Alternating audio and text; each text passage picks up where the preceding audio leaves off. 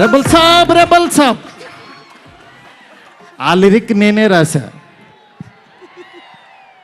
సరే ఇది నువ్వు దయ్యాన్ని పంపించేవే, అది వాడిన మైక్ ఇది. ఓ మంచిదే కదా డార్లింగ్, ఆ దెయ్యం వల్లే 4 డబ్బులు వస్తున్నాయి ఇప్పుడు. అంటే బస్ స్టాప్ నుంచి ఈరోజు ఎయిర్పోర్ట్ దాకా వచ్చావు, ఎయిర్పోర్ట్ వచ్చేసాను అంతే. ఫ్లైట్ ఎక్కడమే ఆలస్యం. ఫ్లైట్ ఎక్కి తిరిగేసి కూడా వచ్చేసాను. సక్సెస్ ఫ్లైట్ ఎక్కిస్తున్నావా లేదా మమ్మల్ని? అది నీ చేతుల్లోనే ఉంది, నువ్వే కొడుతున్నావు అక్కడ. నా పని అయిపోయింది. నువ్వు ఎంత బాగా కొడితే. డార్లింగ్ చూడండి డార్లింగ్, అసలు ఫస్ట్ రోజు నుంచి ఈ మాట మీదే ఉన్నాడు. సరే మాట్లాడు, చెప్పు డార్లింగ్. నీ వెనక్కే నేను. చాలా మాట్లాడాలనుంది, చాలా చెప్పాలనుంది, కాకపోతే అన్నీ చెప్పు డార్లింగ్. నేను వెయిట్ చేస్తా. నీకు చాలా కామెడీగా ఉంది డార్లింగ్. మన అంతే కదా darling. Anyway thank you so much. First of all రెబల్స్కి చాలా చాలా థ్యాంక్స్. ఎందుకంటే నేను తీసిన సినిమాని బిగినింగ్ నుంచి నన్ను ఎంకరేజ్ చేస్తూ ఇంత దూరం తీసుకొచ్చారు. అసలు ఈ సినిమా, ఈ మూమెంటు, ఈ ఈవెంటు ఇక్కడికి వస్తాను అని అనుకుంటున్నానంటే కారణం ఇద్దరే.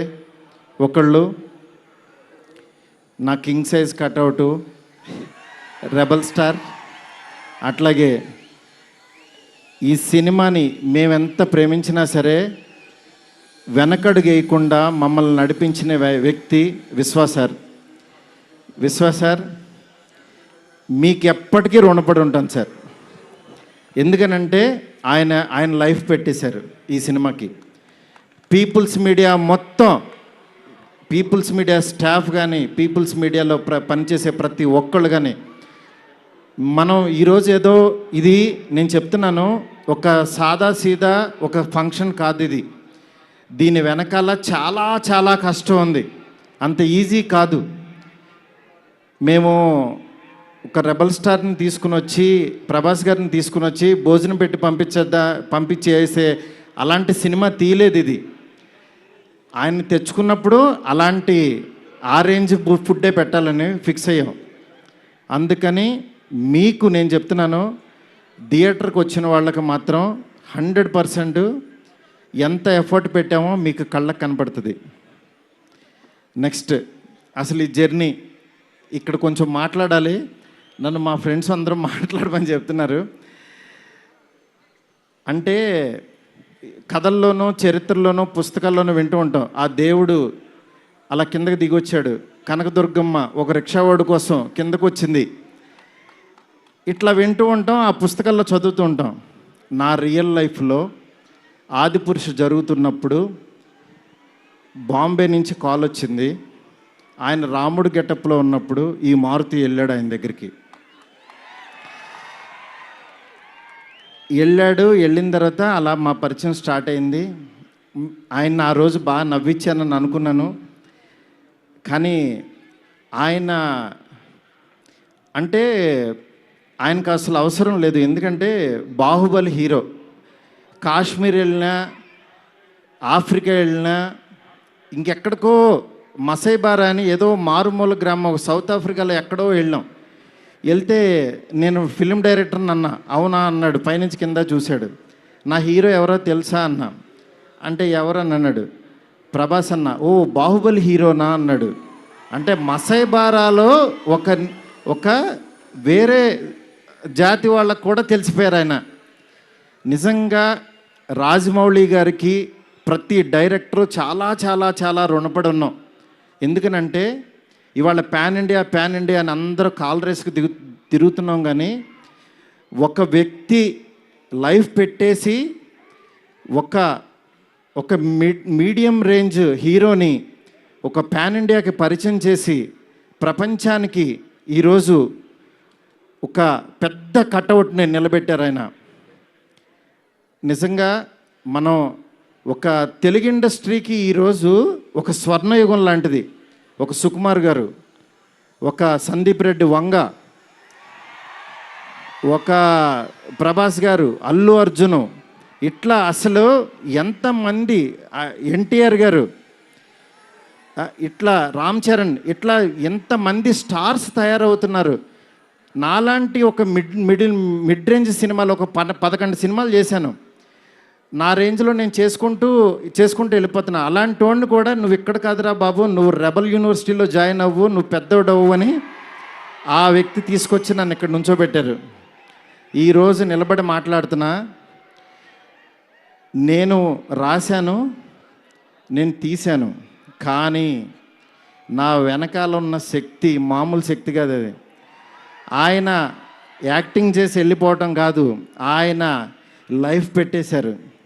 అది నన్ను అంటే ఆయన సినిమా పట్ల ఉన్న భక్తి, సినిమా పట్ల ఉన్న ప్యాషను, సినిమా ఆయన ఏకమైపోయిన తీరుకి అది మాటల్లో చెప్తే చాలా తక్కువైపోద్ది.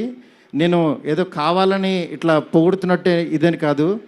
ఆయన వేరే, ఆయన సినిమాతో ఏకమైపోయారు. మీ అందరు మనసుల్లో ఉన్నారు. ఆయన ఆ ప్రతిరూపం ఇవాళ మన ఎదురుగుండా కూర్చుంది అంతే. ఇలాంటి దీంట్లో ఈ రాజాసాబు 3 years తర్వాత చాలా కష్టపడి ఇక్కడ దాకా తీసుకొచ్చాం.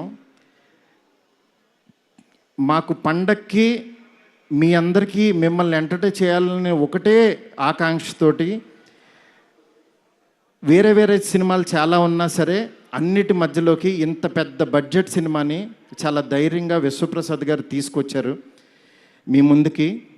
డెఫినెట్గా ఇది ఆల్ లాంగ్వేజెస్ మామూలుగా ఉండదు సినిమా, ఎందుకంటే ఈ జోనర్లో అంత పొటెన్షియాలిటీ ఉంది. నెక్స్ట్ ఈ జోనర్ నెక్స్ట్ లెవెల్కి తీయగలిగాం. అలాగే నార్త్లో అనిల్ తడాని గారు రిలీజ్ చేస్తున్నారు, ఇక్కడ మైత్రి ఫిలిమ్స్ ద్వారా రిలీజ్ అవుతుంది. ఈ సినిమా నేను చెప్తున్నాను, ఏదో నేను తీశానని కాదు, నేను ఒక ఆడియన్ లాగానే చూస్తా. ఎప్పుడైనా సినిమా తీసానో నా పని అయిపోయిందని బయటకు చూస్తా. కానీ ఈ సినిమాని యాజ్ ఏ ఆడియన్గా రోజు నేను తీసిన సినిమా వేరు, తర్వాత ఆర్ఆర్ చేస్తున్నప్పుడు చూస్తున్నాను ఒక్కొక్క రీలు. నిజంగా నేను తీసిన సినిమాకి నాకే కన్నీళ్ళు వచ్చినాయి. ఆయన పెర్ఫార్మెన్స్ చూసి ఫస్ట్ రీల్లోనే నేనే కూర్చుని ఏడ్చా. ఆయనకి మనోడు అలెక్సా లైట్స్ ఆఫ్ అని అంటాడు, అన్న తర్వాత నేను ఏడుస్తున్న సంగతి ఎవరికి తెలీదు. నిజంగా అంత గొప్ప పెర్ఫార్మెన్స్ని ఈ సినిమా కోసం ప్రాణం పెట్టిన ప్రభాస్ గారికి ఎంతైనా రుణపడి ఉంటాను. డార్లింగ్, మాటల్లో చెప్పలేను డార్లింగ్, నాకు ఏడుపు వస్తుంది డార్లింగ్ మిమ్మల్ని చూస్తే.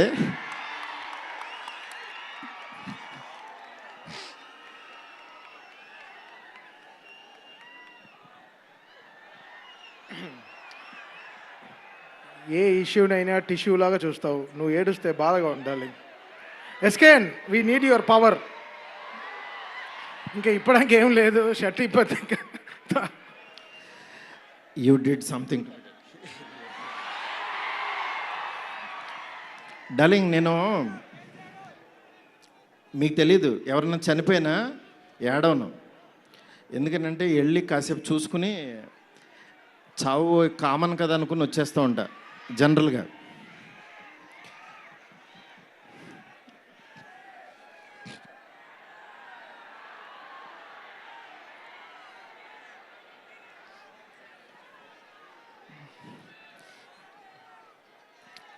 ఓకే, సారీ డార్లింగ్, ఎందుకంటే ఇది ఉండిపోయింది లోపల, ఇదంతా నా స్ట్రెస్.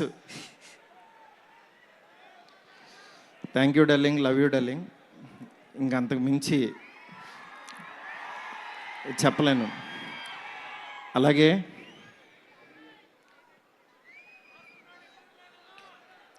ఈ సినిమాకి మాలవిక, నిధి, రిధి ఒక్కళ్ళు కాదు, ప్రభాస్, సీనన్న, నెక్స్ట్ అట్లా ప్రతి ఒక్కళ్ళు చాలా ఎంత ఎఫర్ట్ పెట్టారు.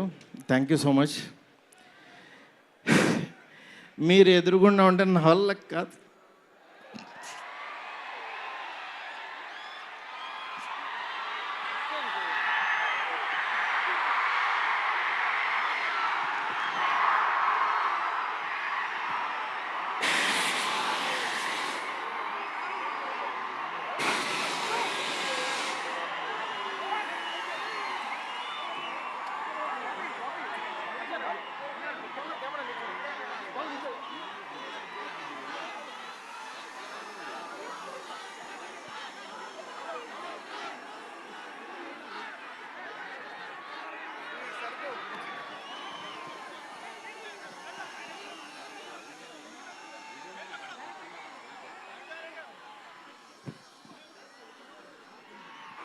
I know it's a very, very emotional moment.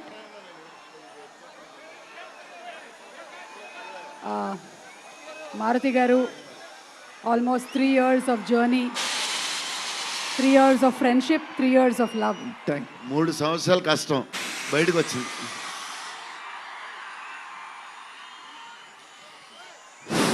అయిపోయింది, నా పని అయిపోయింది, నా డ్యూటీ అయిపోయింది. నేను చెప్తున్నాను, సినిమా చూడండి అంతే. సినిమా చూడండి.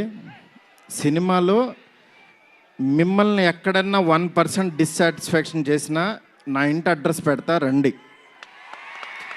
1% రెబల్స్ కానీ, ఫ్యాన్స్ కానీ, ఫ్యామిలీస్ కానీ, ఈయన్ని ప్రేమించే ఎవరైనా సరే మమ్మల్ని డిసప్పాయింట్ చేసావు మారుతి అని అంటే విల్లాన్ నెంబర్ 17 గుర్తుపెట్టుకోండి, కొండాపూర్లో ఉంటుంది, కొల్లా లగ్జూరియా. అక్కడికి రండి. ఇన్ని రోజులు మట్టి నేను ఈయన ఫోటోని ఇట్లా చూపిస్తూ ఉన్నాను కదా, ఇప్పుడు ఈయన్నే చూపిస్తున్నా. Vishwa sir, please come sir. People Media Factory అధినేత టీజీ విశ్వప్రసాద్ గారికి గట్టిగా చప్పట్లతో ఆహ్వానం పలుకుతాము. Raja Saab he's the man, producer. He's the man. మీరు చూస్తున్నారు ఈయన ఎంత ఎఫర్ట్ పెట్టారు. Thank you so much, thank you so much. And sorry, మిమ్మల్ని నవ్వించాలని అనుకున్నాను, నేను ఏడ్చాను ఇక్కడ. ఫస్ట్ టైము నేను సినిమా అంతా నవ్వించాడు డార్లింగ్. నేను ఎప్పుడు ఫస్ట్ సినిమా తీసినప్పుడు కూడా ఆడవలేదు, కానీ ఈ సినిమా మాత్రం thank you darling, love you darling. అలాగే నాకు సపోర్ట్ చేసిన నా ఫ్యామిలీ, నా వైఫ్ స్పందన, అలాగే నా పిల్లలు హియా, కేదార్, నీత, నెక్స్ట్ నా డైరెక్షన్ డిపార్ట్మెంట్, నా సైనికులు చచ్చిపోయారు ఒక్కొక్కళ్ళు. నేను అందరినీ సక్సెస్ మీట్లో ఒక్కొక్కళ్ళని పరిచయం చేస్తా. ఇక్కడ పనిచేసిన డిఓపి కానీ, ఆర్ట్ కానీ, ప్రతి ఒక్కళ్ళకి పేరు పేరున చాలా థ్యాంక్స్. ఎవరన్నా మర్చిపోతే క్షమించండి, నాకు ఇప్పుడు మాటలు రావు. Thank you so much. Thank you సుమ్ గారు. thank you so much.